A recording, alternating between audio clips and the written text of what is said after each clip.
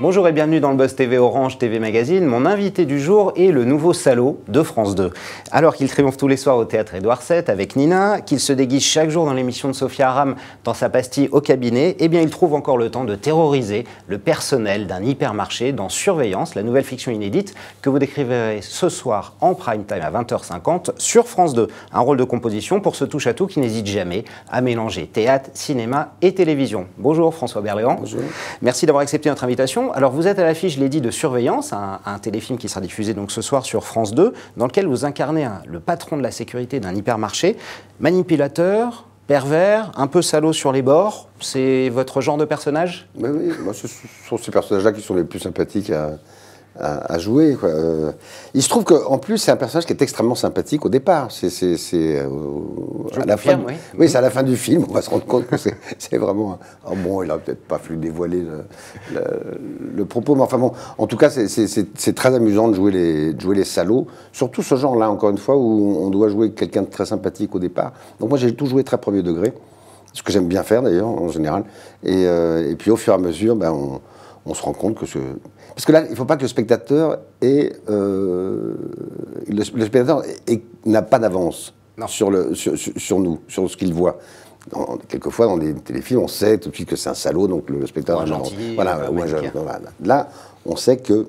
Voilà, il évolue bien. Voilà, cet homme-là, au départ, est un mec sympathique. Donc il ne faut pas jouer, faut pas faire semblant d'être méchant. Non, il faut jouer très sympathique parce que voilà, faut embarquer le spectateur, quoi. Alors le fil rouge de ce téléfilm, François, c'est aussi un peu le côté Big Brother. Les caméras, juste pour situer le contexte, c'est des caméras de surveillance qui sont un peu partout dans l'hypermarché. Et le patron de la sécurité que vous êtes en a même rajouté dans des endroits totalement interdits pour surveiller, épier tout le monde. Ce côté Big Brother qu'on a beaucoup, qu'on voit aussi dans la télé-réalité, c'est quelque chose qui vous intéresse, qui vous fait peur, vous, aujourd'hui?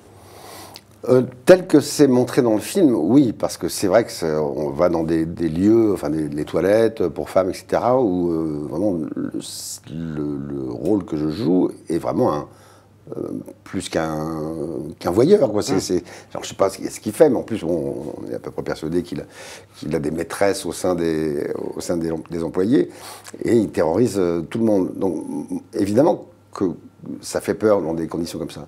Sinon, moi, dans les villes, voilà, qu'il y ait de la vidéosurveillance, quand on n'a rien à se reprocher, on s'en fout. Évidemment, les gens qui ont à se reprocher, là, ils peuvent dire, oui, c'est pas bien, mais moi, bon, je m'en fiche un peu, je veux dire. Et alors, la télévision, justement, on en parle, puisque récemment, je parle que des récents, La Chartreuse de Parme, Le Transporteur, Zach, Crime d'État, qui va bientôt arriver, l'histoire de Robert Boulin. Ah non, c'est déjà passé. Ah oui, c'est déjà passé. Qu'est-ce qui vous plaît tant à la télévision, François? On a l'impression que vous en tournez de plus en plus, beaucoup plus qu'au cinéma ces derniers temps. Oui, ben, c'est-à-dire que le cinéma, on ne va pas faire de mystère, le cinéma, tous les films qu'on propose ne se font pas. Donc, voilà, il y a un problème, c'est la crise. Donc c'est vrai qu'il y a plus de télévisions qui se font, puisqu'on en a besoin de faire des fictions à la télé. Et vous n'avez pas peur d'être étiqueté? On sait qu'en France c'est très facile, on met une étiquette, acteur cinéma, acteur télé, oui. Ça ne vous gêne pas? Je m'en fiche complètement. Pour la bonne raison que je fais du théâtre, qui est d'abord voilà, mon métier principal, et puis après, voilà, je fais du cinéma, de la télé. Franchement, écoutez, je vais vous dire, c'est à partir du moment où Depardieu est passé à la télévision, il a donné la possibilité à tous les acteurs de s'engouffrer là-dedans, ce que tout le monde a fait, enfin la plupart en tout cas. Et puis bon, il y a ceux qui restent imperméables à la télévision et qui veulent rester des acteurs payés. Parce que j'ai eu une discussion avec un agent, ça m'a fait rire, parce qu'il dit, il ne faut pas que tu te rends pas compte, tu es un acteur gratuit. Alors je dis, ça veut dire quoi un acteur gratuit? Il dit, ça veut dire que tu es un acteur, on met sa télévision, puis on te voit, donc tu es gratuit. Les gens ne vont pas payer leur place pour aller te voir au cinéma. Donc j'ai appris ça. Ça m'a fait plaisir, parce que je suis gratuit, tant mieux. Beaucoup de gens peuvent vous voir, voilà, c'est beaucoup plus facile. Alors vous incarnez aussi plein de personnages délirants, on ne va pas tous les faire, mais Napoléon, Lagerfeld, Gandhi, Spider-Man, dans l'émission de Sophia Aram, où vous avez une petite pastille qui s'appelle Au cabinet. Est-ce que vous trouvez que le procès qui est fait à Sophia Aram depuis la rentrée est injuste? C'est vrai que ses audiences sont un peu catastrophique, il faut le dire. Vous trouvez qu'elle en prend un peu trop plein la tête? C'est le moins qu'on puisse dire. Ouais. C'est le moins qu'on puisse dire. Alors les réseaux sociaux, on parlait de ça hors antenne, des réseaux sociaux. Bon, moi je connais pas bien les réseaux sociaux. Il se trouve que voilà, les papiers que j'ai pu lire sur les réseaux sociaux qui sont déchaînés sont des réseaux sociaux d'extrême droite. C'était un peu voilà, manipulé.